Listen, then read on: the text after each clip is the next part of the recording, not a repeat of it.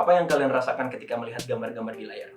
Hiruk-pikuk kota tengah malam, gejolak pasar saham, dan kerusuhan yang merajalela di mana-mana. Selama 4 tahun berkuliah, gue diajarkan untuk melihat semua fenomena ini dalam perspektif antropologi. Coba kita cari dulu antropologi menurut Google. Singkatnya, antropologi meneliti manusia dan segala fenomenanya. Oh iya, perlu diingat, ini juga akan menjadi bingkai untuk video ke depannya. Untuk menjawab semua pertanyaan itu, gue ngajak teman gue di sini untuk membahas antropologi itu sebenarnya apa sih. Jadi gimana perasaan ente? 4 tahun kita kuliah. 4 tahun, gue 4 tahun. Ya gue 4,5. Masalah beda dikit. Sebenarnya beda dikit lah ya, tapi cuek.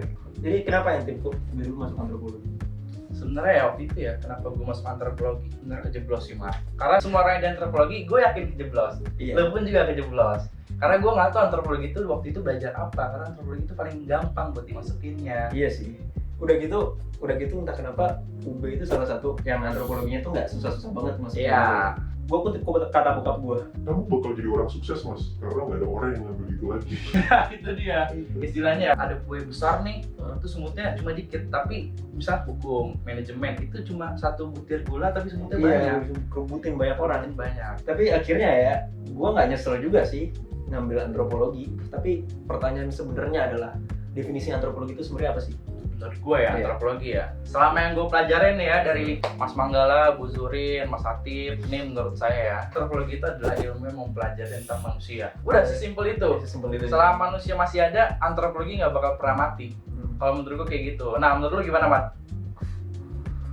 Banyak sih ngertiinnya, tapi simpelnya emang paling gampang itu membahas soal manusia-manusia gitu. Ini beda ya tapi sama sosiologi ya. Bedanya tuh kayak bedanya itu di metodenya. Kalau kita itu lebih terjun ke dunianya langsung. Misalkan gue meneliti soal tawuran, gue bakal ikut tawurannya untuk mendapatkan data yang paling optimal lah. Misalkan Wardan meneliti soal nelayan, dia ikut ke laut, mancing sama nelayan, segala macamnya. Tapi lu kan nggak ikut tawuran ya, Mat? apaan? Nggak ikut tawuran. Ada cerita sendiri. Oh, sendiri beda ya? Beda. Lu ceritain lu tawuran di buku Laporia kalau nggak salah, ceritain nggak sih? Ada bro. Ada. Makanya beli buku gue ya. Kayak beli lupa ya. Kita beralih ke paradigma umum antropologi. Kita berfokus dulu ke kata paradigma itu. Paradigma itu pada dasarnya sebuah cara orang memandang sebuah sesuatu lah pada dasarnya itu. Teman gue juga ada yang mengatakan kalau antropologi itu orang melihat bintang-bintang, terus Lihat tulang-tulang. tentang tulang juga gitu. Banyak banget paradigma. Bahkan yang paling gue sesalin adalah ketika gue itu memutuskan kuliah antropologi waktu itu, teman gue itu menganggap remeh gitu, antropologi itu apa gitu. Ya gue juga remeh sih, karena gue nggak tahu waktu gue mau kuliah itu antropologi itu ngapain. Dimana dia itu ngomong ngapain sih kuliah jauh-jauh tapi nggak penting. Gue tahu dia jurusannya dari jurusan ternama manajemen, tapi antropologi ternyata dipandang seperti itu. Nah, setelah gue 4 tahun berkuliah, akhirnya gue bisa melihat antropologi itu sebenarnya bukan ilmu yang nggak penting, tapi ilmu yang sangat penting bagi kita. Kita ini siapa? Manusia. Manusia ini bukan manusia kita aja, tapi umat manusia. Menurut gue antropologi sepenting itu dalam keberlanjutan umat manusia ke depannya. Jadi kayak gitu. Gimana? Kalau kalian bingung ya lebih tepatnya antropologi itu apa, pada dasarnya kenapa kita meneliti manusia atau manusia secara luas, secara sempit, sebuah kebudayaan itu kita teliti. Coba lihat pekerjaannya aja. Misalkan kalian menonton National Geographic, pasti ada aja tuh yang namanya siapa Henry Sepak Biru. Pasti bawahnya tuh ada gelar antropologisnya. Ada kenalan gue itu kerjanya tuh di BIN dan dia itu berkuliah di antropologi pada dulu. Sepenting itu sebenarnya, tapi kita nggak pernah kelihatan aja soalnya diem-diem siapa tahu teman kalian itu adalah seorang antropolog. Misalkan jika kita ngomongin kayak gitu, dulu siapa yang nulis Chrysanthemum Edison? Oh, itu Ruth Benedict. Dia itu kan seorang antropolog. Iya. Dia tuh diturunkan di Jepang 5 tahun sebelum Jepang itu kalah. Ternyata Amerika tuh diem-diem udah nurunin si Ruth Benedict. Kenapa? Amerika tuh mikirnya Jepang kok nggak bisa dikalahkan ya? Kekeh lah. Jepang udah ditawan nih orang-orangnya, tapi dia malah bunuh diri. Nah, ini gimana sih? Ada yang salah nih sebenarnya sama Jepang. Akhirnya diturunkan antropologi untuk nyari tahu Jepang itu gimana budayanya, etosnya gimana dan segala macamnya. Jadi istilahnya Jepang itu punya namanya budaya malu dan segala macamnya lah. Akhirnya ketahuan nih, oh Jepang nih cara menghancurkannya ini gimana caranya. diserahin bukunya ke pemerintahan Amerika dari Ruth Benedict. Abis itu diserang lah di Hiroshima sama Nagasaki, kan diserang tuh sama di bom atom. Kenapa Hiroshima Nagasaki? Karena itu kan pusat perkebunan ya, pusat untuk makan lah di situ dan segala macamnya. Nah, Jepang di situ hancur, akhirnya seluruh Jepang hancur. Jadi sebenarnya sangat penting gitu antropologi gitu. Gak usah jauh-jauh. Snow Nugroho yang neliti soal Aceh itu seorang antropolog. Kalian bisa beli bukunya, dijual di Gramedia sekarang. Itu isinya tuh pada dasarnya cuma field note yang 400 halaman, isinya gimana orang-orang Aceh itu tingkah lakunya tuh gimana. Akhirnya ditaklukin sama Belanda saat itu juga. Iya, pada dasarnya kasarnya ya kita adalah seorang mata-mata. Jadi kita bisa menyelami ilmu pengetahuan manapun. Seperti kayak gitu. Nah, kalau kata dosen-dosen kita mungkin semakin banyak kau tahu, semakin banyak kau tidak tahu. Ya itu benar. Ya, kita bener. banyak belajar teori, banyak belajar ini itu segala macam. Kita jadi tahu. Tapi kita jadi semakin nggak tahu. Misalnya beda sama orang hukum, dia belajar mengenai kenotariatan. Jadi fokus itu, ya dia tahu notariatan itu apa. Tapi kita makin banyak belajar, tapi di permukaannya aja. Ya mungkin jadi makanan sehari-hari lah buat kalian yang mau masuk antropologi. Misalkan baca buku ini, baca jurnal ini, baca artikel itu dan segala macamnya, itu jadi hal-hal yang biasa gitu. Apalagi pas semester 2. Pas semester 1 itu kita masih baca-baca buku yang kayak enteng lah, kayak pengenalan antropologi, Ya, teori-teori awal dan penulisnya masih Indonesia. Ya, pas semester 2 udah mulai serius. Kagak dikasih ini lah, kagak dikasih istirahat pada dasarnya. Kita bisa tuh satu minggu itu dikasih, ya awal-awal masih 2 tugas minggu, tapi nge-review jurnal bahasa Inggris, bener-bener bahasa Inggris. Dan gue ngerasa ketika kita nge-review itu manfaatnya apa buat kita gitu. Mungkin dulu gue nge-review itu asal-asalan gitu, yang dimana ya gue kopas aja gitu, gue copy paste gitu. Ternyata itu bakal berguna banget ketika kalian tuh mau menyusun tugas akhir gitu. Karena nanti teori kalian dapat dari situ, terus juga studi kasus dapat dari situ, rumusan masalah dapat dari situ. Misalkan lu aja buku-buku tawuran segala macam nggak lu dapat dari kuliah kan? Enggak. Justru dari mandiri lu kan? Mandiri Gua- nyari di schooler, di store segala macam gitu kan? Nggak mudah sebenarnya itu. Pas semester 2, semester 3 itu udah mulai lama-lama potensinya tuh naik tuh. Dan puncaknya tuh semester 5 kalau nggak salah. Waktu itu gue sama dia bener-bener di kosan kita nggak ada wifi. Jadi kita harus keluar untuk mendapatkan wifi di tempat-tempat ngopi dan garap tugas. 1 minggu 7 tugas. Jadi yang kekuras itu emang benar-benar ini sih, ketika lu masuk antropologi, mata lu tuh harus jeli gitu. Kalau lu disuruh tugas baca ini ya baca, jangan cuma sekedar di copy paste doang, di translate copy paste gitu, tapi dibaca benar-benar gitu.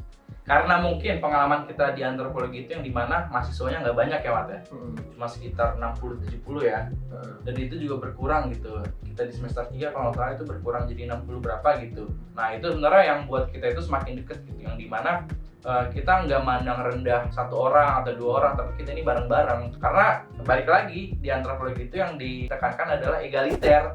Kita itu semua sama gitu.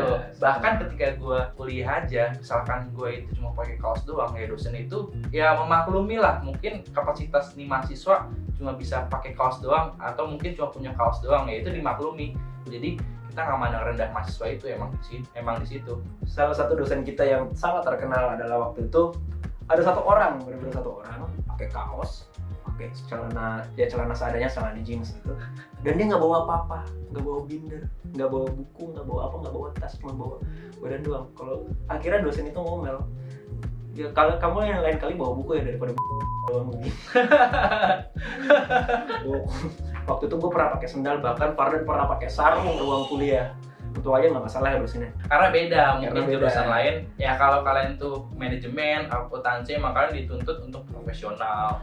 Tapi antropologi kan kita ya emang kayak gini adanya. Kenapa kita pakai pakaian seadanya? Karena ketika kita turun lapangan, kita juga menyesuaikan dengan masyarakat di situ. Makanya itu jadi pengalaman gue juga sih ketika gue di antropologi. Gue bisa masuk ke tongkrongan mana aja gitu. Nah, ada tongkrongan masyarakat Jawa Timur, ada tongkrongan masyarakat Jawa Tengah, ya kita bisa masuk karena kita mengidentifikasi dulu nih kira-kira sifat dari tongkrongan itu kayak gimana. Nah, kita pelajarin dulu, habis itu baru kita masuk. Tapi kita itu riset dulu. Ada yang namanya mungkin preliminary research. Nah, kita cari tahu dulu nih habis itu baru kita olah datanya. Nah, jadi kayak gitu. Jadi antropologi itu sebenarnya asik ya menurut gue ya. Menurutnya, Tapi menurut mungkin di Indonesia masih dipandang rendah. Kita itu seakan-akan didiskreditkan gak sih? diskreditkan. Jadi kayak istilahnya apa sih antropologi itu? Ya paling cuma ini doang. Ya itu dia dia. dia anggap remeh. Dianggap remeh. Injek-injek harga diri gue dan gue sakit hati. Entah kenapa ya orang-orang Indonesia itu memiliki tendensi untuk memilih Yang ke industri banget, Iya, industri banget. manajemen, ekonomi, hukum, akuntansi, yang sering banget berhubungan sama uang gitu. Iya. Padahal antropologi juga memiliki kaitannya sama uang. Bahkan kita meneliti uang itu sendiri kadang-kadang. Kita ngobrol sama uang. Apa yang diperoleh karena sudah belajar di antropologi untuk saat ini? Yang asik ya, Mat. Yang asik.